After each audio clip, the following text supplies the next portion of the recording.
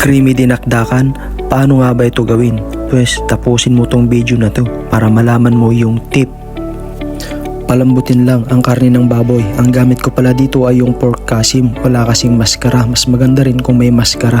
Mas maganda rin pagka iniihaw ito. Huwag lang iprito. Kasi yung iba piniprito nila, ang nangyayari lumiliit yung karne. Kahit kung inihaw kasi, mas nagiging mabango siya kasi dahil sa usok, parang nagiging barbecue flavor siya. Pero kung crispy dinakdakan naman, wala namang problema sa prito. Yun nga lang, ang problema nga lang dun ay nagiging kakaunti siya, mas lumiliit siya. So yan, pagka hiwa mo, ito yung mga ingredients: sibuyas, green chili, kahit na anong sibuyas pwedeng ilagay dyan, walang problema. Then toyo, lagyan mo din ng toyo yan. Smooth flavor lang kasi itong toyo. Tapos dagdagan mo na rin yan ng asin. Kailangan din ng asin yan para mas matapang yung alat. Black pepper, lagyan mo din yan, pampabango. Tapos plain mayonnaise, yung walang flavor, dapat mas masarap. MSG, kailangan din yan, yung pandagdag sa lasa niya. Mas maganda rin dito kung may fresh kayong calamansi or lemon. Sa akin kasi dito ay wala, kaya yung mga available lang yung nilalagay ko dito.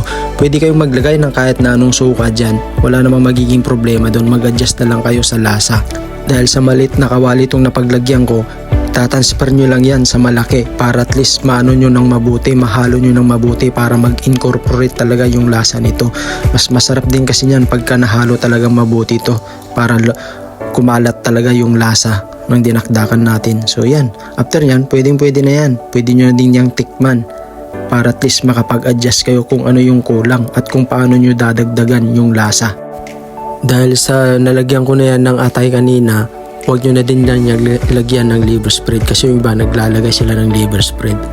So yun, ayos na. Pwede na. Tikman na natin kung gaano nga ba talaga kasarap ang ginawa nating dinakdakan. Kung nagustuhan mo ang video na to, pahit naman yung subscribe button dyan at i-like mo na din para naman makadagdag sa ating views.